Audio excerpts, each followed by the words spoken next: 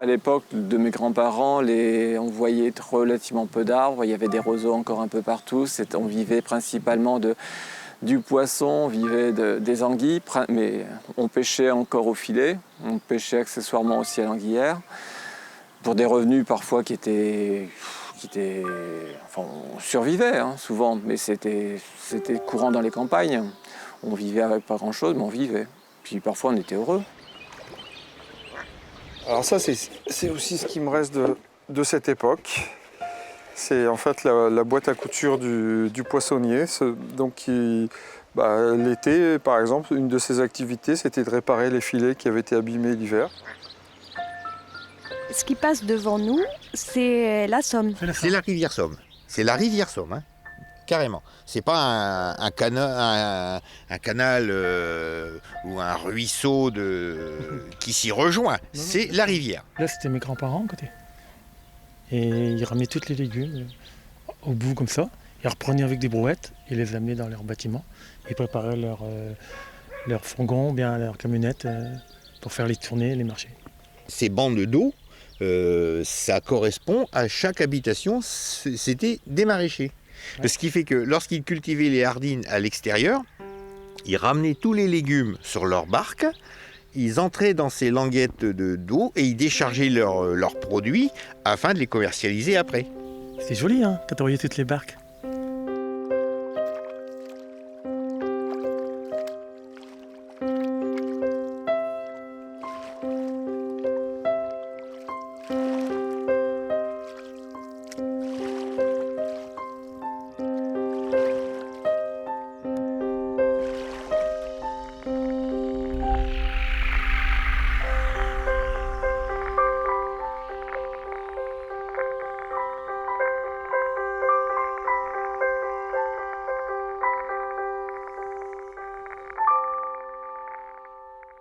Le pays Santero de Somme est entièrement traversé par le fleuve Somme. De Ham à Bettencourt, la Somme, qui prend sa source en amont vers Saint-Quentin, a des allures de petite rivière. Elle coule tranquillement, dans un lit relativement étroit, sans forte dénivellation. À partir de Bettencourt, le paysage change. La Somme s'épanouit alors et se perd dans une succession de larges étangs. Nous sommes partis à la rencontre de ceux qui vivent sur ces rives. Ils nous font découvrir la riche histoire de ces lieux magiques, de ce pays à fleur d'eau. L'homme a mis en place beaucoup de modifications sur le territoire et surtout au niveau de l'eau. Il y a donc des canaux qui ont été installés ces 2 derniers siècles. Il y a surtout aussi, et ça c'est plus ancien, des étangs qui ont été créés. La période où les étangs ont pris un peu cet aspect-là, c'est le Moyen-Âge, c'est aux alentours de 1200. C'est la période où les moines ont activement transformé un peu toute cette zone de manière notamment à tirer le poisson de manière à se nourrir, puisque c'était souvent des zones qui appartenaient soit des seigneurs, soit des abbayes, soit des communes. Et là, pour vivre, parce qu'à l'époque, il n'y avait pas de la viande comme on peut le vivre maintenant, il n'y avait pas le poisson, c'était quelque chose d'important qui était vraiment intégré dans la vie de tous les jours. À une période, l'étang appartenait à Catherine de Médicis. Donc j'ai découvert ça il y a quelques années et bon, c'est vrai que c'est assez... Pour chaque étang sur la Haute-Somme, en fait, il y a une histoire comme ça. Au fur et à mesure des siècles, il y a eu aussi l'aspect de l'énergie hydraulique qui est venu se rajouter à ça, puisque ça permettait de domestiquer un petit peu la rivière et notamment au travers des dénivelés, d'obtenir un petit peu d'énergie qui mettait en œuvre des moulins à grains. Les étangs ont appartenu à ma famille depuis des temps immémoriaux, je ne remonte pas à la source d'origine. Ils ont été, je dirais, repris par la Révolution en 1789, dans le cadre de la repossession des biens, puisque c'était une famille qui était de notables à l'époque. Et puis, comme l'État français, si je puis dire, avait besoin d'argent, 30 ans après, ils ont revendu ces étangs à notre famille. À la Révolution, il y a une redistribution qui a fait que les étangs ont été tous propriété des communes pour la plupart. mais toujours avec le droit exclusif de pêche. Les Bettencourt, c'est pas très loin de Ham, jusqu'aux portes de Bray-sur-Somme. Il y a effectivement un statut particulier. On considère que les étangs qui ont donc été mis en place et qui sont coupés par des chaussées avec des vannages, hein, c'est environ 2000 hectares, et bien ces étangs ont un statut particulier, donc on les considère comme des eaux closes en fait. Hein. L'administration a justifié toutes ces choses-là dans un arrêt de la Cour de cassation qui a permis de dire que ces étangs étaient propriété privée.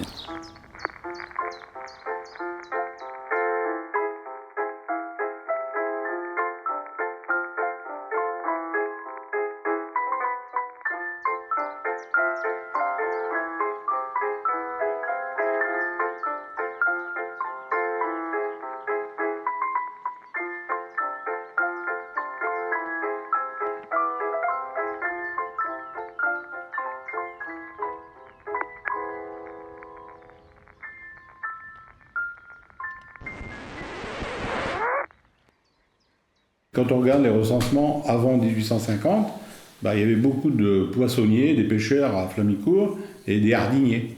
Les hardines, c'était les jardins, comme à Amiens, les ortillons, l'ortillonnage. Donc dans la vallée de la Somme, on appelle ça des hardines. Il y en a à Ham, à Corbie, à Péronne. À une époque assez lointaine, la ville de Ham était une place forte, imprenable. Elle était imprenable parce qu'elle était entourée de marais. Les Espagnols, quand ils ont remonté la France pour la conquérir, en arrivant sur Ham, ils ont détourné la rivière Somme qui est devant nous maintenant et ils ont asséché les marais. Pour pouvoir rentrer sur Ham, ils sont rentrés dans Ham et ils ont pu être maîtres de la cité. En récompense à ces soldats, aux gens qu'ils avaient combattus, on leur a donné des lopins de terre à cultiver dans les marais. Ils ont su les maîtriser. Ils ont fait des rivières autour des terrains pour pouvoir les assécher, pour pouvoir les irriguer également. Ils les ont cultivés. Ils ont eu des légumes. Et on a appelé depuis ce temps-là les hardines. Les Espagnols sont repartis. Les terrains ont continué à être cultivés par les gens de Ham, par les villageois, et ensuite par des maraîchers, des gens qui c'était leur métier, c'est-à-dire qu'ils cultivaient les légumes sur Ham, qu'ils allaient vendre ailleurs, et avec ça, ils nourrissaient leur famille.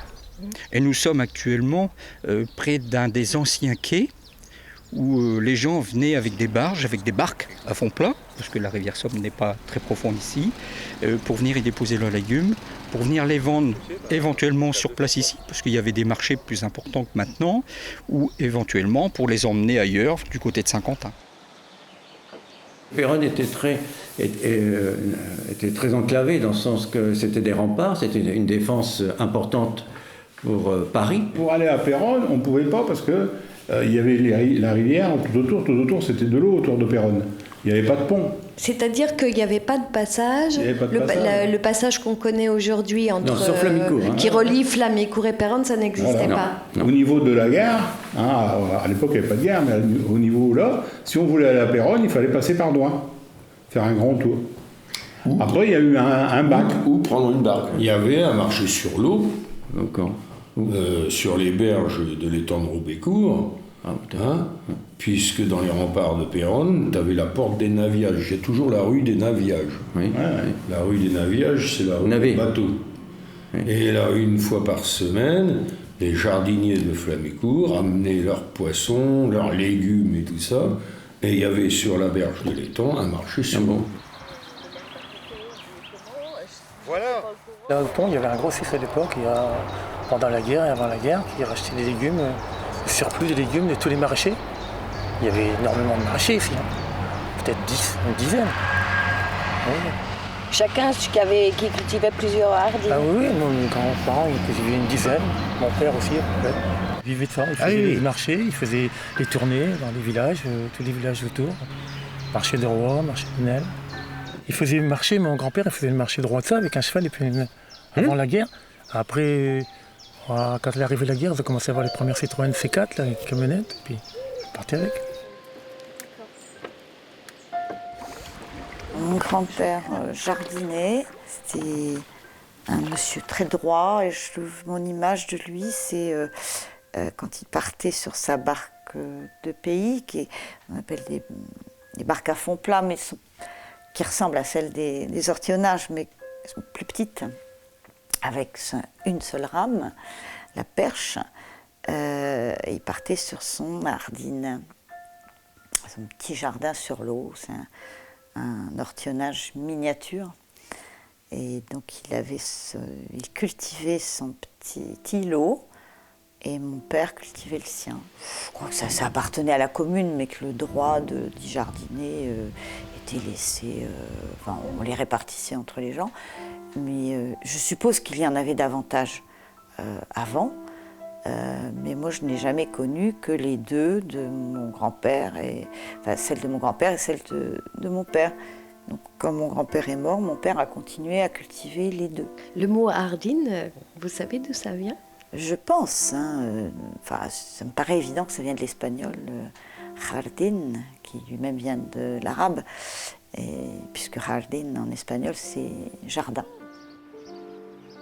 Ils cultivaient les hardines, tout ce qu'il y avait comme hardines qui pouvait être à louer, parce qu'il y en avait beaucoup qui étaient en propriété communale. Donc ils louaient les hardines pour en faire la culture, et ils ramenaient les légumes chez eux. L'entretien des hardines et la culture sur les hardines, ça se passait comment? À la bêche. Tout était manuel. On appelait ça fouir à l'époque.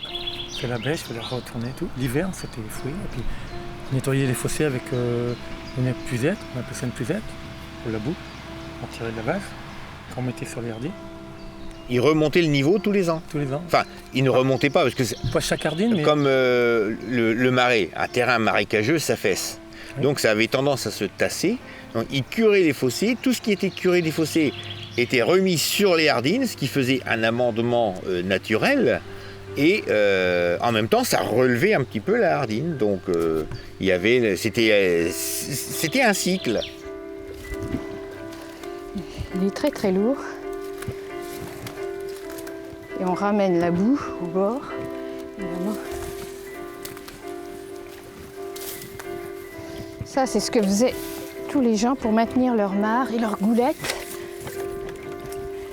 Alors, évidemment, là, comme c'est pas fait régulièrement, c'est rempli de branchages. Bon, je crois que j'ai attrapé bien chaud.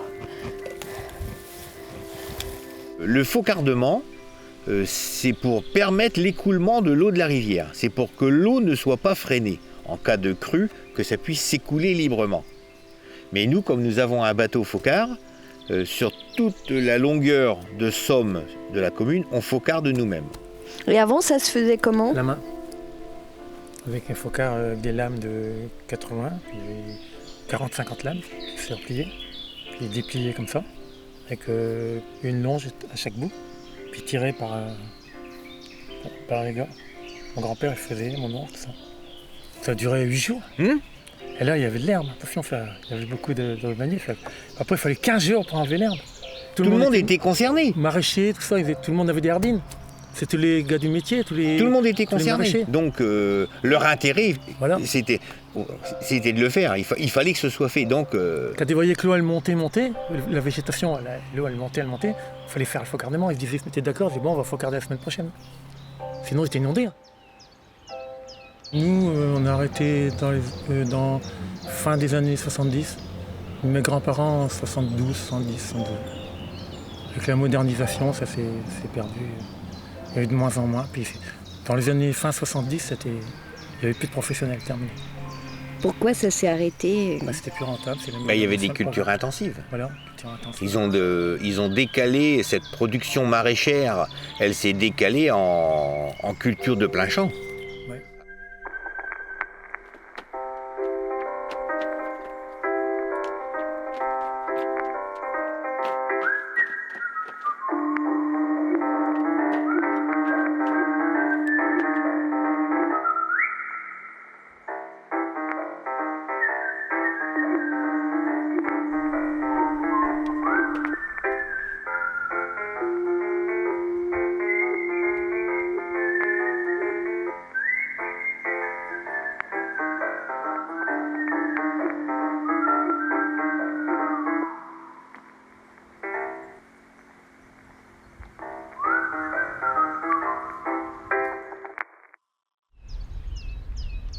C'est votre arrière-grand-mère qui pêchait au bout de la Hardine, là, quand elle voulait un poisson, hop. Ah oui, c'est quand elle voulait manger une perche bien à autant. Mon arrière-grand-mère, hop, c'était un... À l'époque, il n'y avait pas de gaule, c'était du nostier. Oui, un long nostier de 2 mètres, un simple fil, et un absent tout simple. En bouchon, c'était un bouchon bouteille à récupération. Mais comme il y avait tellement de poissons, moi deux, je l'avais attrapé. Il y avait des poissonniers, il y en avait qui... Après la guerre, il y avait des gens qui... Il y en a qui avaient les autorisations nécessaires. Ils vendaient du poisson, moi. Ils vendaient du poisson, c'est ça les marchés. Ici aussi? Oui. Ah oui, oui.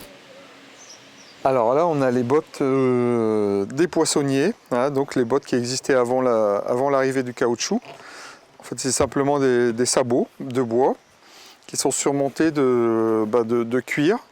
Et ça permet donc aux poissonniers qui travaillaient donc sur les étangs d'avoir les pieds au sec toute l'année. Ça, ce sont les anciens bateaux de poissonniers. D'ailleurs, on voit qu'il y a un bout de temps qu'il n'a pas été utilisé. J'ai été immergé dedans comme de nombreux poissonniers dès le plus jeune âge, parce que n'importe les pères, enfin, ce que je n'ai pas fait, mais les pères auparavant, systématiquement, emmenaient leurs enfants avec eux, de manière à les faire participer justement aux tâches, aux travaux du marais, parce que n'importe une paire de bras, c'était une paire de bras, même pas grand-chose. Parfois, c'est ne serait-ce que tenir un bateau dans des conditions un petit peu... Parce que dans un marais, tout bouge, l'eau, c'est un milieu très, très vivant, très mobile. Déjà, c'est une aide. Et puis après, il y a une leçon de choses permanente, histoire de montrer comment ça peut être fait, comment ça doit être fait. Et ça, c'est dès le plus jeune âge, en général, on faisait ça comme ça. Un poissonnier, c'est lui qui s'occupait d'exploiter les étangs comme on exploite son jardin, comme on exploite une ferme. Enfin bref, c'était son métier, quoi. Alors c'était une pêche artisanale, mais semi-industrielle, quoi. On pêchait avec des grands filets à ce moment-là. C'est-à-dire que tous les poissonniers, parce qu'il y avait un poissonnier à Curlu, il y en avait un à Frise, il y en avait un à Vaux-Éclusier, c'était tout un ensemble, quoi. Une corporation qui s'aidait pour tirer les barques et tirer les filets pour ramasser le poisson, quoi. Mes parents étaient pêcheurs, mes arrière-grands-parents, et depuis plusieurs générations. J'ai commencé en 1955. Il y avait les filets que nous employions pour d'abord pêcher le poisson à cette époque-ci. À cette époque-ci, c'était des filets dormants. C'était des filets avec des cercles en bois. Les filets dormants étaient adaptés à notre région. Donc c'était fait sur place, suivant des modèles bien précis de chez nous. Soit pour pêcher l'anguille, avec des mailles beaucoup plus fines, ou soit pour pêcher le gros poisson comme la carpe ou la tanche. La Seine était un espèce de grand chalut ici, il faisait 150 mètres 75 mètres d'aile de chaque côté. Nous étions 4 en général, 2 sur chaque barque. Donc nous déployions le filet. Ensuite, nous essayons de nous rejoindre à un point fixé pour fermer cet entonnoir, disons, et rassembler et faire prisonnier tout le poisson qui était à l'intérieur. Cette Seine n'était utilisée que l'hiver, qu'à partir de novembre, parce que la végétation était tombée. On ne pouvait pas pêcher dans une végétation, par exemple, de nénuphars, puisque le poisson se serait enfui en passant sous le filet. D'abord, c'était de réparer les filets, parce que bon, ça s'use aussi. C'était les tanner, passer dans des grands bains avec du tanin, pour les faire bouillir, pour pas que la corde se putréfie. Et après, c'était de l'entretien du marais, les clayettes, parce que bon, tous les étangs étaient fermés avec des grilles, quoi, pour pas que le poisson se sauve chez le voisin, quoi. C'était normal. Et puis aussi pour après, quand ils pêchaient l'anguille, pour dire que les anguilles soient canalisées pour aller aux anguillières, quoi. Les derniers pêcheurs que nous avons vus et qui habitaient la petite maison face à l'étang ramassaient donc tous ces filets à partir d'une barque. et ensuite donc entreposait ce poisson dans des bacs où l'eau était courante et était retenue par des clayettes. Ces deux bassins-là étaient remplis d'eau et servaient de réserve de poissons au fur et à mesure de la pêche. Et le jeudi soir, on récupérait le poisson, on remplissait les tonneaux de poissons et on partait aux halles. Mes parents avaient déjà une voiture en 1923. Le poisson était placé dans une bâche qui épousait la forme de... C'était un genre de camionnette, quoi, disons, qui épousait la forme. Et cette bâche était remplie d'eau pour contenir le poisson. Je suis né en 1942, donc c'était des voitures, c'était les premières voitures. Hein. Et donc tous les matins, à 5 h du matin ou à 4 h, ils partaient en voiture aux halles avec des bassines, un peu d'eau, beaucoup d'orties pour mettre le poisson avec les orties, quoi, pour qu'il se conserve jusque Paris, quoi.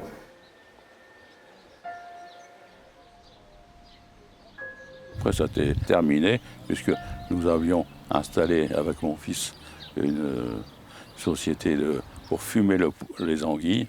Donc, ça n'était plus nécessaire d'aller emmener des anguilles fraîches aux halles. C'était un art, hein, ce métier. Hein. C'était un plaisir pour un poissonnier chez nous, à l'époque, d'aller à sa hutte et puis de tirer sur des canards, quoi.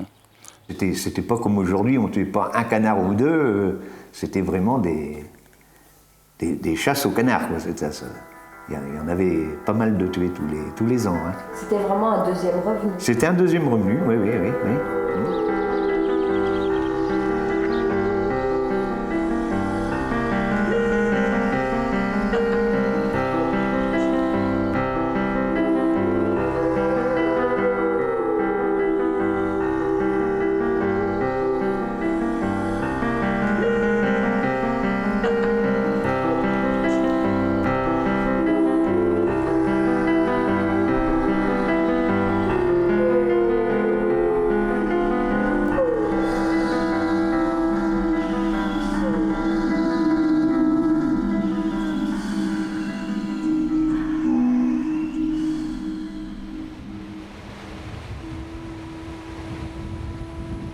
Dans cette partie de la vallée de la Somme, de la Haute-Somme, il y en a anguillières, mais il y a d'autres pêcheurs qui n'ont pas de chute d'eau, hein, parce que vous avez déjà vu une anguillière, il est indispensable d'avoir une chute d'eau pour projeter les anguilles qui ont envie de s'en aller à l'aval du piège, quoi. Donc pour pouvoir pêcher des anguilles, on ferme toutes les ventelles de ce bras-là et on oblige l'eau à passer par l'anguillière qui est ni plus ni moins qu'une très grande passoire. On oblige ainsi le poisson à passer dans cette grande passoire et on le récupère dans une très grande boîte qui est ni plus ni moins un vivier. Alors c'est un peu physique. Pour lever une large ventelle comme ceci, mais vous allez voir qu'on y arrive quand même. Voilà. Donc là, vous voyez déjà que le niveau il a un petit peu monté dans la passoire. Là, je l'entends. On en commence à entendre le remous.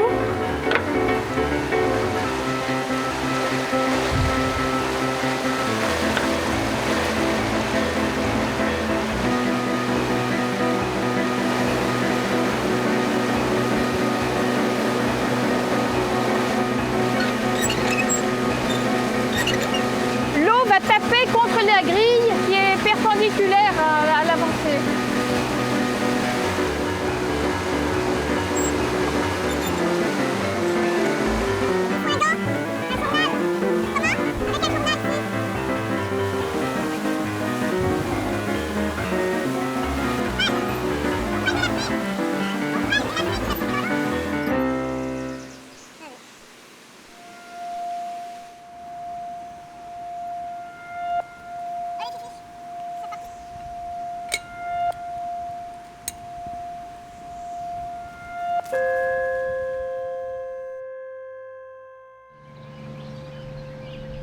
il n'y a pas que les gens qui possèdent une anguillière qui produisent et qui vendent qui pêchent des anguilles. Là, maintenant, vous pouvez toujours passer une soirée à la Plotte, vous n'aurez rien. Hein. Enfin, une, deux. Oui, qu'avant, on partait 2 heures ou 2 heures et demie, ou même 3 heures, aller faire une pêche à la Plotte. Vous reveniez avec un seau d'anguille. Hein. C'est quoi une pêche à la Plotte? On enfile des vers, des gros lombrics. On enfile des lombrics sur, je vais vous dire, 1 mètre. Oui, 1 mètre, 1 mètre 20 de laine, de la laine. Hein. Bon. Et après, vous repliez autant de fois que vous pouvez pour que ça vous fasse une boule, une plotte. Ouais. Et vous mettez un boulon en dessous, une ficelle au-dessus, puis un bout de bâton. Puis vous descendez ça dans l'eau. Puis alors les bêtes, elles sont là, elles viennent s'accrocher. Elles viennent s'accrocher dessus. Avec leurs petites dents, ils prennent dans la laine. Et ça se coud, hein, le bâton il se coud. Hein. Dans la barque. Vous remontez, pouf, ça, comme il n'y a pas d'hameçon, elle se décroche toute seule dans la barque. Puis vous replongez, puis il y en a un qui ramasse. Malheureusement, depuis 2006, sur la Haute-Somme, et bon, sur la Somme en général, et puis dans beaucoup de fleuves et de rivières françaises, la commercialisation des anguilles est interdite pour cause de contamination par les PCB. Les indemnités sont prévues pour la canicule, pour les agriculteurs, avant que la récolte se fasse. Et là, depuis 4 ans, presque 5 ans, que cet arrêté est arrivé, les exploitants n'ont reçu aucun avantage. L'anguillière, c'est quelque chose qui est plus visible, hein, mais c'est qu'une partie du problème. Puis après, il y a tous ceux qui vivent autour, hein, qui là aussi, ça peut se traduire aussi par des restaurateurs qui maintenant ne peuvent plus vendre d'anguilles du terroir, hein, alors qu'aujourd'hui, c'est quand même quelque chose qui est recherché par le client. C'est un moyen justement de vendre mieux, et là aujourd'hui, ils sont aussi à en pâtir. Hein. Pendant quand même assez longtemps, on a fumé les anguilles qui provenaient de cette anguillière de Saint-Christ, comme d'autres anguillières sur la région ou d'autres pêcheurs sur la région. On était quand même encore une douzaine de pêcheurs à vivre en partie de cette activité de pêche de l'anguille. Activité aussi qui nous reliait encore avec notre passé de poissonnier de la Haute-Somme. Tout ce qui pouvait rester de ces familles de poissonniers, hein, qui donc étaient établies dans chaque village de la vallée, du jour au lendemain, ça a disparu. Bon, on se tourne de plus en plus vers la pêche de loisirs pour compenser. Et c'est pas non plus évident, parce que à cette époque-là, l'image de la vallée a été salie par cette pollution.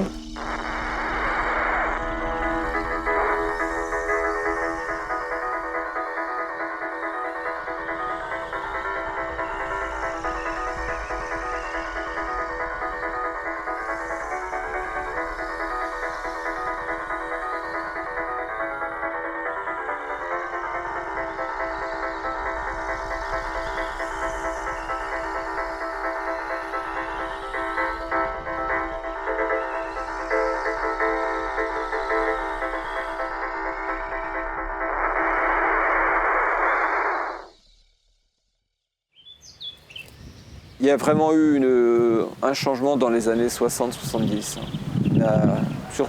même les années 60. D'abord parce que je pense que le poisson blanc n'était pas perçu de la même manière. Il y avait un désintérêt par rapport à ce type d'alimentation. Donc après, quand vous n'avez plus en face un intérêt économique, il y a bien des choses qui disparaissent. Hein. C'est la pêche de loisir qui a pris la relève. Hein. Moi j'étais à la ferme, à ce moment-là j'exploitais. Le samedi, quand c'était le moment de la moisson, il fallait surtout pas rentrer la machine dans les hangars. Et les tracteurs c'était pareil, hein, parce que le dimanche matin on ne pouvait plus sortir. Tout d'un coup il y avait combien de personnes ? Tout était bloqué par les voitures, c'était pire qu'à Paris, quoi. C'était incroyable, hein, incroyable. Et bon, puis d'un seul coup ça a diminué. Maintenant il y a encore quelques pêcheurs, mais c'est...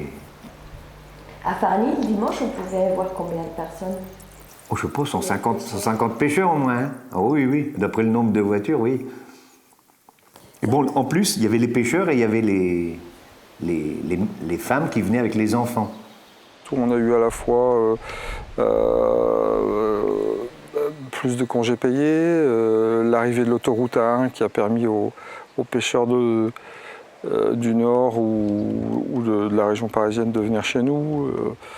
On a eu aussi le fait que maintenant il y a les moyens de locomotion individuels aussi, la voiture, ça s'est vraiment beaucoup développé à cette période-là. Et il y a eu une époque un peu plus ancienne, donc, où par exemple après la Seconde Guerre, il y a des gens qui venaient de Cambrai en train pour pêcher sur la Somme.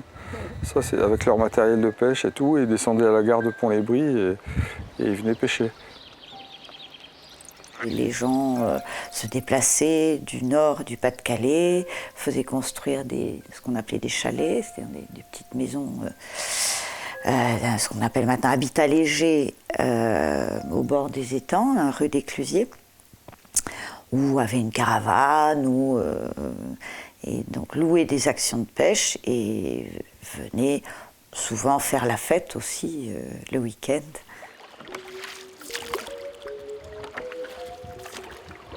Ils avaient des enfants, ces gens-là, donc on était amis avec leurs enfants. Et à notre tour, dès qu'on a eu 15-16 ans, on allait nous aussi dans les bals et tout ça. On faisait la fête aussi. Ça apportait beaucoup d'animation, ce qui n'était pas du goût, je pense, de tous les villageois. Jaloux de ces gens qui avaient un certain confort de vie, finalement, qu'eux n'avaient pas forcément. Ils faisaient marcher le pays aussi. Oui, plus ou moins quand même, parce que bon, comme je l'ai déjà dit, il n'y avait pas de gros revenus. Une fois qu'ils avaient payé leur location, bon, bien souvent ils avaient leur caravane, alors après, bon, ils ont changé de caravane, ils ont mis un mobil-home, il a fallu acheter le mobil-home, donc ça tire un peu sur la corde. Donc ils allaient faire leurs courses à Péronne ou dans les supermarchés, mais les petits trucs du village, non, ça marchait pas trop, quoi. Le dimanche, il y avait des pêcheurs tous les 3 mètres. Là, j'y suis allée cette semaine, il y a 2 jours. On a vu 2 barques avec des pêcheurs, quoi, et on est en juillet, période de vacances. Ceci dit, c'est toujours la pêche qui fait vivre le village. À Curlus, c'est souvent des actionnaires. C'est-à-dire que les gens, ils ont un lot, ils en ont 1 hectare ou 2 qui est délimité par ces fameuses coulettes, justement. Le long de la Somme, il y a 64-5 parts de louées. Et puis, comme les hardines, on en revient toujours à ces fameuses hardines qui ne se louaient plus, la commune a quand même creusé. Là, l'étang qui est derrière nous, il est géré par la commune, mais il y a 3 autres étangs qui ont été creusés par la commune et qui sont loués à la société de pêche. Moi, je le fais à l'année, c'est que ça permet déjà d'avoir un contact privilégié avec les gens et ça me permet de les sensibiliser au respect des lieux, ce que je trouve important. Et en même temps, ça me permet de dégager du temps pour entretenir les lieux, parce que Dieu sait si l'entretien des lieux est important. Hein, et je ne voudrais pas passer mon temps simplement en surveillance, en gardiennage. Vous habitez en plein, à Béthune. Ah, vous habitez dans le Nord. Ah ouais, Pas-de-Calais. Ouais. Et donc vous avez commencé à venir depuis 30 ans, vous n'avez jamais arrêté? Ah jamais, non. On était à Comte avant, du côté des Daims, vous savez. On était là-bas 12 ans. Puis après, comme j'avais l'action ici, bon, on est arrivé par ici. Alors depuis le temps, ça fait le 2e mobile qu'on a là. Ah, et vous pêchez tous les jours? Ah ouais, moi tous les jours. À part s'il fait trop mauvais, mais c'est plutôt rare. Hein. Même quand il fait mauvais, on se met sous la parapluie puis on attend. Hein. Et vous pêchez tous les jours et vous avez des horaires Ah bah ouais. Des horaires de bureau presque. Bah non, moi avant, dans le temps, hein, j'étais plus jeune, je venais quelquefois à 5h, 6h au matin. Mais maintenant, à 8h, hein, c'est bien bon. Et puis à 5h30, 6h, on repart, souvent.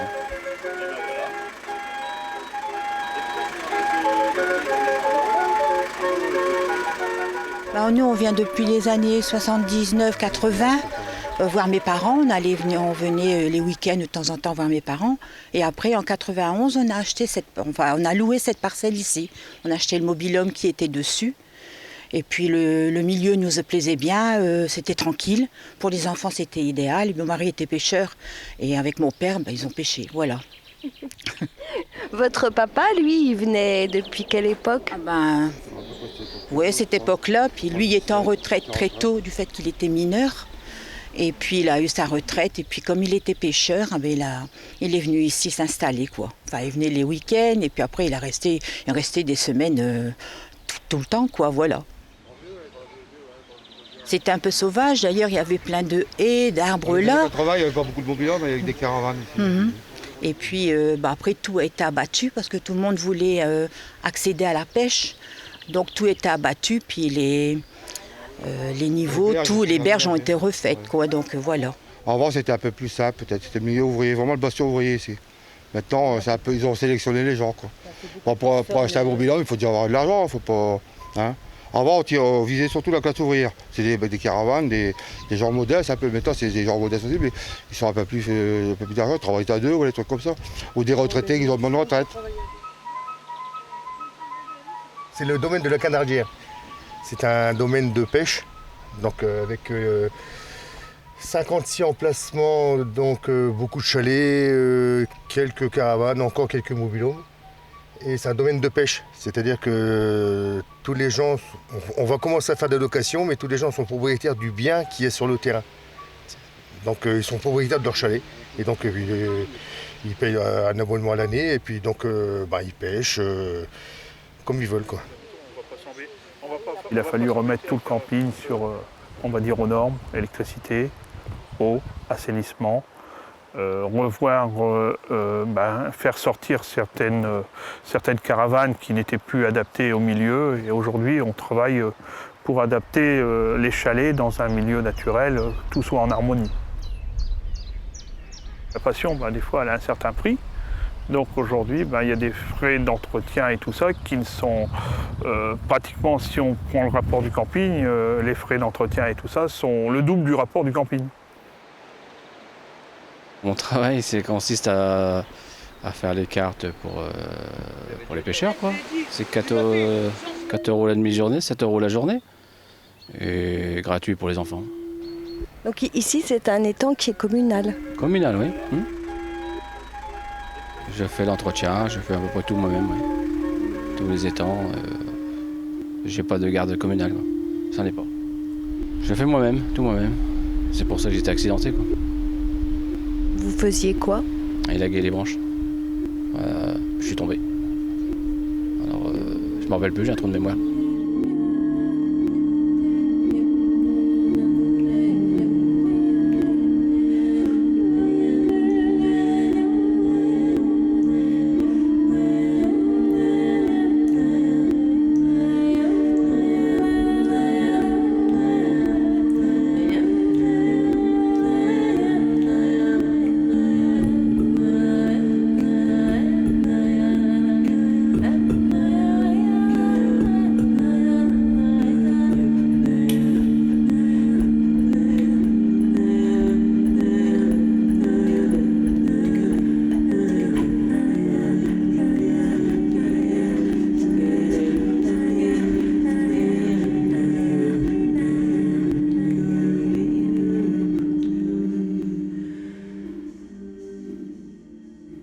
Il fallait être vraiment professionnel, être du métier, avoir appris sur le tas pour connaître toutes les astuces pour entretenir l'étang.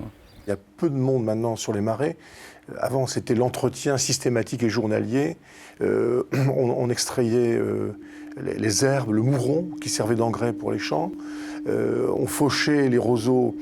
Ça permettait d'empailler des chaises, etc. Vous voyez, il y avait toute une culture, une approche particulière. On y pêchait, on vivait vraiment sur le marais. Alors qu'aujourd'hui, il faut l'entretenir parce qu'on doit lutter contre la forestation. Les premières photos avant la guerre 14, premières photos, puis même après, il n'y avait pratiquement que des roseaux, des roselières, des roseaux sur le marais, enfin ici à Monacu du moins, et pratiquement pas d'arbres. Et maintenant, c'est ce qu'on appelle la forestation.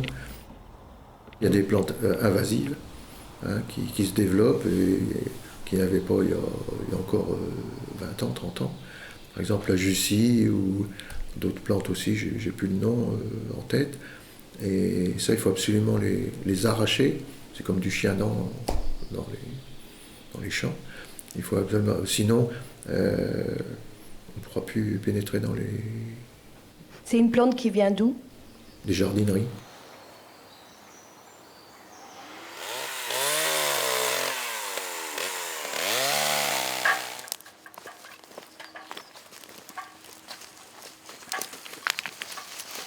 L'entretien régulier, c'est le déboisement avec le respect de méthodes que l'on appelle douces, c'est-à-dire qui préservent essentiellement les habitats floristiques et faunistiques. Alors, ce sont des contraintes importantes qui empêchent de travailler trop vite et qui sont donc forcément coûteuses. Alors, des tout petits exemples, c'est de déboiser l'ensemble des îlots et de déboiser les bords de berge, tout simplement parce que les arbres, par le fait qu'ils perdent leurs feuilles, toutes les feuilles qui tombent dans l'eau acidifient l'eau et modifient le biotope. Les arbres font énormément d'ombre et modifie forcément l'habitat au sol et empêche les roselières, empêche un certain nombre d'oiseaux de venir se poser, les oiseaux migrateurs certains oiseaux de venir se poser. On ne peut pas faire de feu au sol parce qu'on détruit à ce moment-là tout l'habitat du sol. Donc il faut faire du feu sur des pilotis ou faire du feu sur une barge sur l'eau. Enfin, tout ça, ça nécessite beaucoup de manutention qui prennent du temps. Tout simplement, du temps, c'est du temps horaire homme à payer. Tout ça. Alors, cela dit, le faire soi-même, c'est aussi très agréable, mais ça prend du temps. Il peut y avoir du curage à faire, hein. À savoir, quand l'envasement est trop important, venir enlever un peu de vase pour des raisons d'accumulation excessive. Après les berges, il faut savoir que systématiquement l'eau est un milieu, est un remarquable diluant, hein, c'est-à-dire que ça n'arrête pas d'éroder les berges, c'est-à-dire qu'il régulièrement il faut revenir dessus de manière à éviter une trop grande érosion, c'est-à-dire pouvoir les recharger en produits, pouvoir remettre des piquets, des systèmes de protection de berges adaptés. Après, c'est couper la végétation de manière à ce qu'elle corresponde à ce qu'on en attend, qu'elle soit gérée. Bon, c'est la saison, on a le droit. Je peux vous emmener juste là derrière, là, c'est rebouché. La nature, elle reprend le dessus. Il y a toutes sortes d'arbres qui s'enracinent et puis ça se rebouche tout doucement. Dans les années 87, je crois, 85-87, on a, donc comme il y a l'envasement de la rivière, de la Somme, donc on a appelé une suceuse, c'est des suceuses, des Hollandais, qui sont venus curer, on a envoyé la vase dans des carrières à 500 mètres, 1 kilomètre. On a curé trop profondément, on a enlevé les racines, les rhizomes des roseaux, ça veut dire, et c'est ça qui a permis d'avoir du fond en bordure, mais la végétation aquatique des rives qui épurait et qui servait d'habitat aux poissons, certains poissons, a disparu. Il y a eu des erreurs de fait, bien sûr. Maintenant, le curage est interdit puisqu'on a pu prouver que ces boues contenaient une certaine teneur en dioxine et peut-être autre chose, et il valait mieux les laisser là où elles étaient. Le curage n'est pas interdit, mais par contre est beaucoup plus réglementé. À savoir, là, maintenant, il y a vraiment des réglementations qui imposent des volumes. Donc très vite, on est soumis à autorisation ou déclaration, ou alors il faut rester dans des volumes très très faibles, ce qui finalement n'est pas en soi n'est pas une mauvaise chose. Mais ce qui pose problème, c'est que systématiquement, quand par exemple vous avez une propriété plus grande et si vous avez pris du retard d'entretien, vous vous retrouvez très vite dans des positions difficiles. De plus en plus, il faut faire appel à des études. Les études en soi sont souvent coûteuses et en face, on voit bien que les financements, on a tendance à en avoir on n'a pas toujours une capacité à financer en face, hein. Ce qui pose problème parce que l'entretien parfois est nécessaire, hein. Et on fait quoi? Le syndicat de la vallée des Anguières, ça a été créé il y a une vingtaine d'années, 1989. L'idée de l'époque, c'était les communes de la vallée intervenaient toutes au niveau des propriétés communales, les privés en faisaient autant, des petits coups de grue par-ci, mais peu de cohérence d'ensemble. Donc il a fallu fédérer tout ça. C'est donc l'idée de ce syndicat avec des compétences. Donc réhabilitation des berges, des envasements, prise en compte globale des problèmes qu'on peut rencontrer comme des plantes invasives, etc. Et le fait d'être ensemble, de travailler ensemble, ça permet d'avoir des subventions et de mettre en place une cohérence hydraulique sur ce territoire. Nous avons fait toutes les berges, oui. C'est un dossier que nous avons monté en 2005-2006 et une réalisation en 2007 en collaboration avec le SVA, donc des subventions par le biais de subventions départementales et aussi départementales et régionales. Donc nous avons refait toutes les berges de la Somme qui concernent la partie du camping. Il y a du grillage anti-rongeurs, puisqu'aujourd'hui, un de nos problèmes, c'est de traiter les rongeurs. Donc, il y a du renforcement de berges alors par des pieux, par des pierres, par de l'empierrement, par des pieux, et des plantations d'herbes spéciales au niveau des racines qui s'étalent de façon à protéger les berges.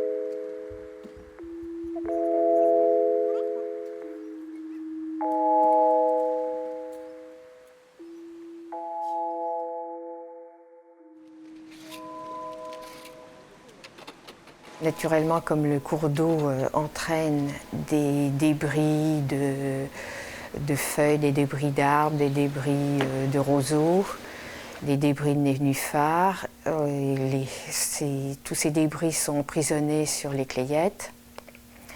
Et pour assurer le bon maintien de la fluidité de l'eau, il est nécessaire donc de les nettoyer. Autrefois, elles étaient nettoyées 2 à 3 fois par semaine. Maintenant, elles sont nettoyées qu'une seule fois par semaine. Elles apparaissent toujours sales. Tous les propriétaires de vannage ont une responsabilité dans la gestion des niveaux d'eau. Donc on a effectivement un niveau d'eau avec un règlement d'eau qui est accolé, qui fait qu'on doit faire en sorte d'éviter d'inonder nos riverains, hein, en laissant un niveau qui soit le plus en adéquation avec les besoins et les usages. Sur cette vanne là-bas, le long du mur en béton, il y a une équerre. Donc de temps en temps un petit coup d'œil, voir si le niveau est bon ou pas bon. Après si les niveaux sont trop bas, ça ne va pas non plus, que les pêcheurs vous se pètent. Mais maintenant on a tout mis au cadenas. Parce que c'est-à-dire qu'avant, il n'y avait pas de cadenas, donc s'il y avait des pêcheurs de l'autre côté de la commune qui jugeaient qu'il n'y avait pas d'eau, bien trop de remous, bien pas assez de remous, ils prenaient une clamolette, puis ils ouvraient, ils descendaient comme ils voulaient. Alors par ici, c'était le yo-yo, quoi. Quand il pleut très, très fort, celui par là, il lâche beaucoup d'eau. Si moi, je n'ouvre pas, l'eau, elle monte sur les bas-côtés. Hein, donc ça n'est jamais arrivé. Mais bon... On a déjà eu quelques peurs, quoi. Une fois, il y avait une vanne qui avait lâché, je ne sais plus trop quoi, en amont, un samedi matin. Mais comme à la mer, hein, toutes les vannes en grand ouvert. Hein. L'eau, plein de boue, tout ça, c'était une digue qui avait cédé. Heureusement qu'on a ouvert. Alors moi, quand je fais une manœuvre comme ça, que j'ouvre un petit peu ou bien que je ferme un petit peu, J'ai le numéro de téléphone du gars d'au-dessus. Je l'appelle, il s'appelle Jean-Louis. Je dis tiens Jean-Louis, j'ai fait telle manœuvre. Lui il en fait autant. Comme ça, lui il régule. Là, je peux observer que je suis à 2 barres et demie au-dessus, ce qui me fait 5 cm au-dessus. Comme le précédent niveau était à peu près identique et que j'ai pris le niveau vers 10 heures, je ne suis pas tout à fait assez bas. Alors je peux retirer environ une dizaine ou une vingtaine de tours. Donc on s'approche de la chute d'eau, on enquille la manivelle et on compte ses tours. 1, 2, 3, 4, 5, 6, 7, 8, 9, 10. Une des réponses suite aux inondations de 2001, c'était de se dire il faut réhabiliter les vannages. Donc on a fait une étude pour vérifier ce qu'il en était, et puis les automatiser au maximum, puisqu'on a moins de présence au niveau des chaussées. Les gens ne sont pas forcément présents toute la journée, et donc en automatisant, on va éviter les à-coups. Ces à-coups sont nuisibles pour l'environnement. Ils entraînent une dégradation des berges, en fait, et grignotent peu à peu les berges, ce qui aussi a un impact important sur l'état des berges et la dégradation du milieu. L'automatisme peut tomber en panne, donc il faut quand même prévoir un système manuel à côté pour pallier à une panne du système automatique. Le système automatique peut être perturbé par exemple, un arbre, un gros arbre arrive, passe à moitié dans une vanne ouverte, reste coincé. Le niveau d'eau est trop bas. Il faut donc fermer la vanne. Fermer la vanne, on va taper sur le tronc d'arbre qui est coincé et on ne peut pas fermer la vanne. Donc, il faudra bien à un moment qu'il y ait une intervention humaine. Les vannages, c'est des barrages. Hein. Donc, il y a le remous de l'eau quand on ouvre pour réguler l'eau. Il y a tout le remous. Donc, à force de l'eau de tourbillonner en bas, ça ronge les pieds de vannage, si vous voulez. Donc, au bout d'un moment, il faut fermer tout ça, couper l'eau, faire un barrage en amont et refaire tout le pied de vannage. Et ça coûte une fortune. Hein. Il y a plusieurs vannages qui sont aujourd'hui en très mauvais état et donc il est nécessaire aussi de faire quelque chose afin qu'ils ne partent pas en pièces ou qu'il n'arrive pas un incident et que les eaux ne soient plus retenues et directement apportées en aval. Une partie des vannages concernés sont sur des propriétés privées et vont être financés par le public, donc il y a un dossier d'intérêt général à fournir. Je trouve un peu anormal, alors que l'on a supprimé par décision préfectorale une source de revenus, qui était la source de revenus anguille, qu'on laisse, même si jamais il y a des aides non négligeables européennes pour mettre en place ces automatismes, mais qu'on en laisse une partie importante à la charge des propriétaires. Aujourd'hui, les locations, c'est beaucoup plus difficile. Les pêcheurs à la ligne, il n'y en a pour ainsi dire plus. Mais l'entretien et la maintenance, il faut toujours l'assurer. Alors, avant, ils se rattrapaient avec la pêche à l'anguille. Bon, là, une fois que l'anguillière, elle marchait, ils étaient sauvés, quoi. Hein. Mais aujourd'hui...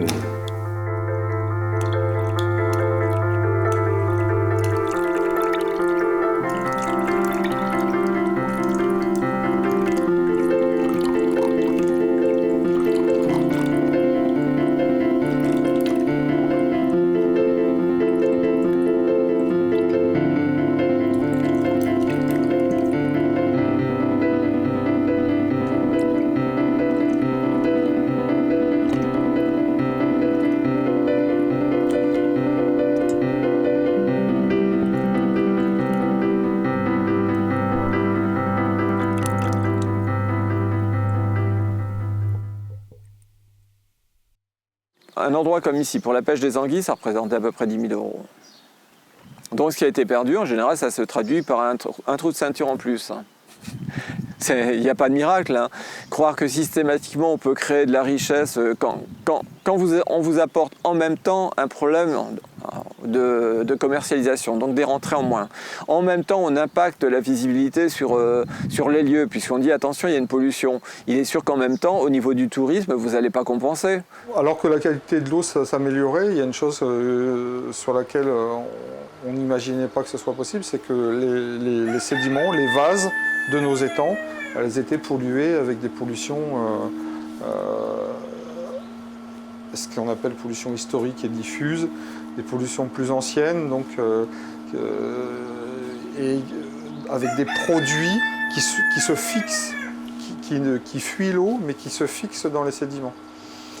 Et le souci, c'est que forcément, les poissons, en général, sont en contact avec les vases et les sédiments, et notamment l'anguille.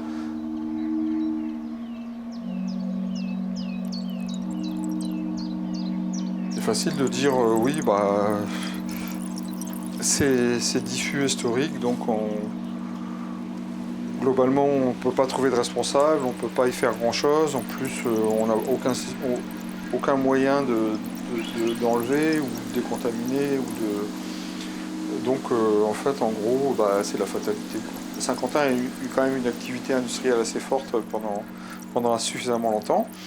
Il y a eu des industries justement qui ont utilisé des PCB. Il y a des endroits, des sites qui ont été le point de stockage de PCB qui venaient d'un peu partout, d'Italie, etc. Et à partir de là, il est clair que c'est vers cette ville qu'il faut chercher, qu'il faut essayer de trouver, parce qu'il est possible que la diffusion, qui est soi-disant historique, elle soit encore active et actuelle. Sur le peu d'analyses qu'on a pu avoir sur Saint-Quentin, d'une année sur l'autre, on voit des chiffres qui montent. Donc ça veut dire que ça bouge, que ça continue, quoi. Et pour l'instant, le pic de pollution, il est situé juste en aval de Saint-Quentin. Si rien n'est fait, dans 10 ans, ce sera chez nous. L'apparition de l'industrie, si vous voulez, dans la région, puisqu'on va parler un peu de la région, de ce territoire, c'était d'abord il y a eu tout le textile, hein. Ça c'est important, ça existait. Il y a aussi une autre industrie plutôt agroalimentaire qui a commencé, ce sont les sucreries. C'était en 1963. 1963, nous avions eu une pollution énorme. Nous avons ramassé des tonnes de poissons là, qui étaient morts par asphyxie, par manque d'oxygène.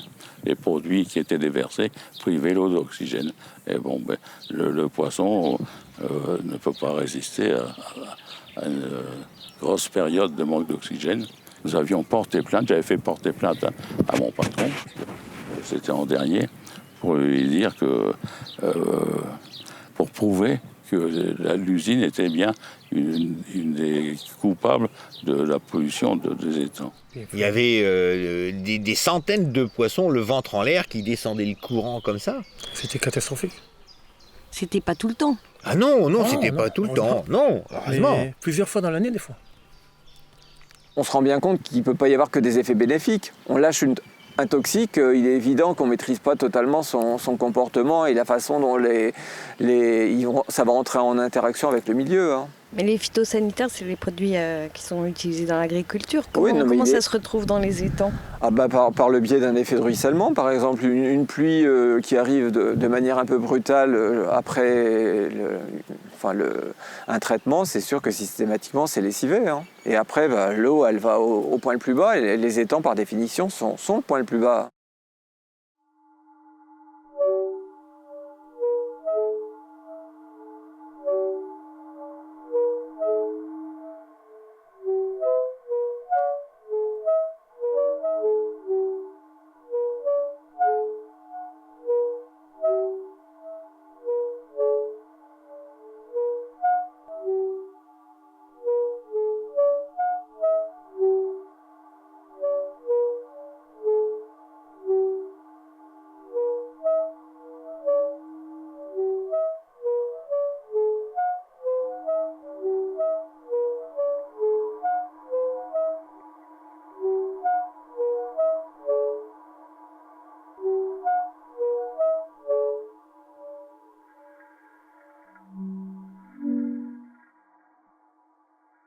Voir tous ces poissons morts qui flottaient, leurs gosses qui allaient se jeter dans l'eau là, tranquille, je vais vous dire que ça grinçait des dents à la maison. Hein.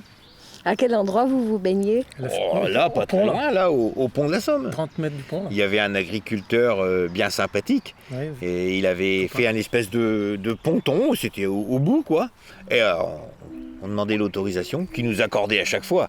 Et puis hop là. Ah, ces enfants, c'était des copains. Bah voilà. C'est les meilleurs copains. Notre grand plaisir, dois-je le dire, c'était de se baigner dans le plus simple appareil. Et il y a encore des pêcheurs maintenant, des anciens, qui se souviennent, parce que nous on était persuadés qu'on était bien cachés, qu'on avait bien visé entre deux barques, que personne ne pouvait nous voir, mais on n'était pas si bien cachés qu'on le croyait, parce qu'il y a des gens qui se souviennent de nous avoir vus. Allez hop, on sautait à l'eau, quoi. C'était normal. Mais il y avait des gens qui venaient de Maricourt, Longueval, en vélo le soir. C'était incroyable. Hein. Après la guerre et puis avant la guerre, sur le canal, il y avait un maître nageur. Oui, mais sinon... il apprenait à nager dans le canal? Oui, bah, l'eau était propre. Dès qu'il fait bon, le petit plongeon dans l'eau est souvent irrésistible, malgré les algues, malgré tout ce qui descend. Et malgré l'idée de pollution, oui, on s'est toujours baigné plusieurs fois par jour dès qu'il faisait bon. La baignade est interdite pour une question de responsabilité du fait du statut privé de la rivière. Et aujourd'hui, vous pensez qu'il y aurait moyen d'avoir des autorisations pour qu'il y ait une baignade officielle qui soit ouverte non, ou pas? Non. Ah non, la préfecture ne s'engagerait pas à ça. Trop de risques.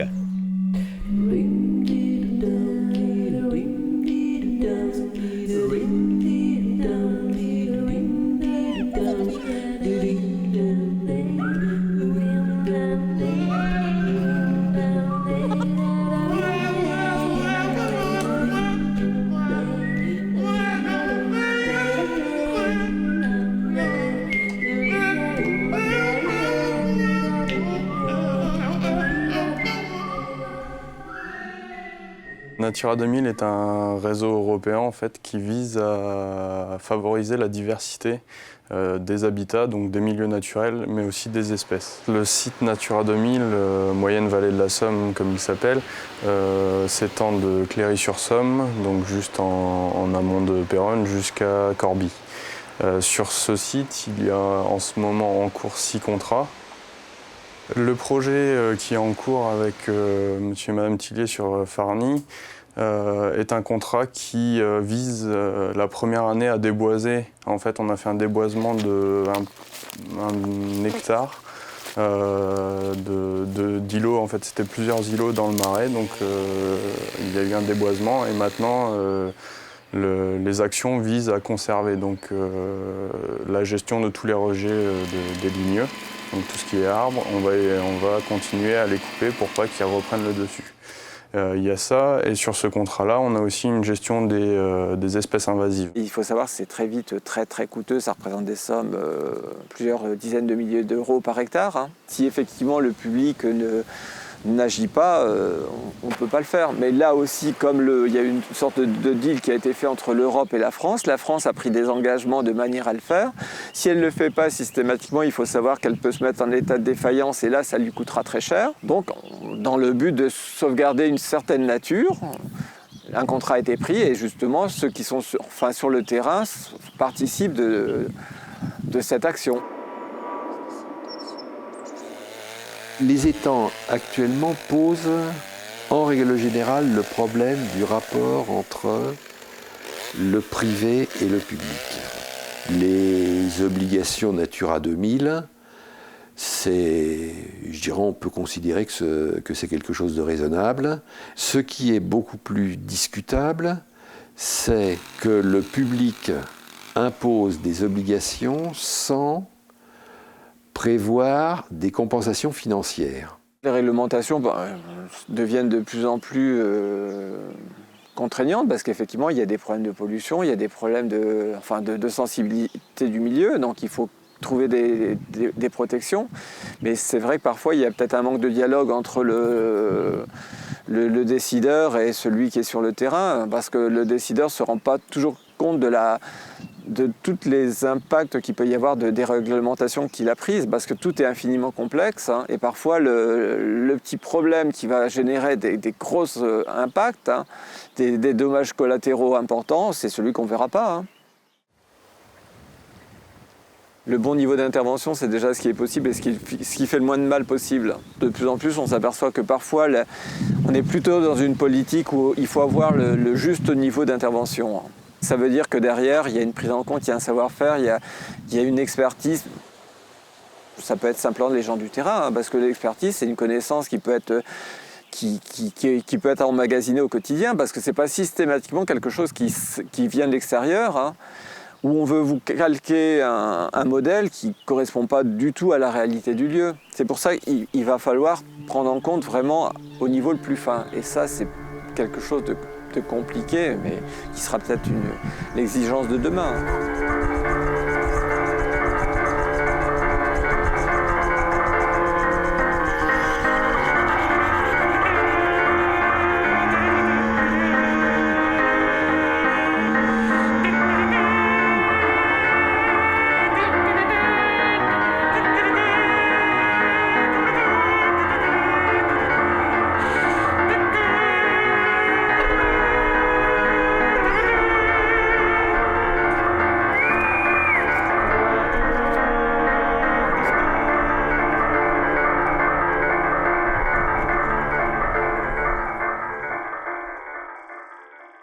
Là, on a des variétés de poissons qui reviennent, qu'on avait perdues depuis pas mal d'années. Même les végétaux, on le voit, il y a des végétaux qui reviennent. Il y a des rubaniers qui sont bien revenus.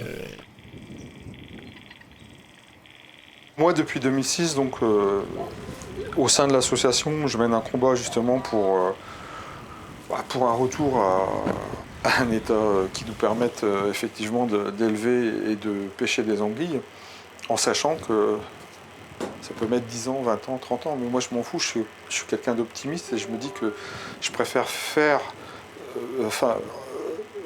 bouger les choses que de ne rien faire.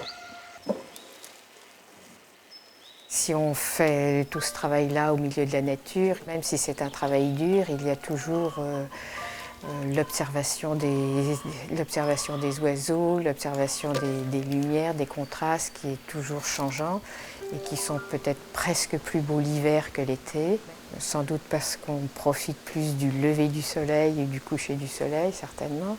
On peut rester des heures au milieu de l'étang, mais le travail vous rappelle forcément en permanence.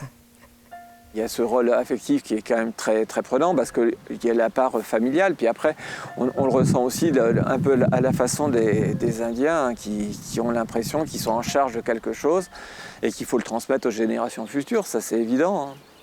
Parce qu'on voit bien d'autant plus aujourd'hui un moment où la société souvent, enfin tout au moins l'environnement souvent est en souffrance. Hein. On a vraiment un rôle important de manière à maintenir encore des parcelles de ce qui existait précédemment. Et puis après, c'est pareil, il faut qu'il reste quelque chose pour qu'éventuellement une possibilité de reconquête soit possible. Quand tout est disparu, il n'y a plus de reconquête possible. Tandis que tant qu'on reste des zones, des oasis, etc., on peut dire qu'après tout, peut-être qu'un jour l'oasis prendra le pas sur le désert. Hein.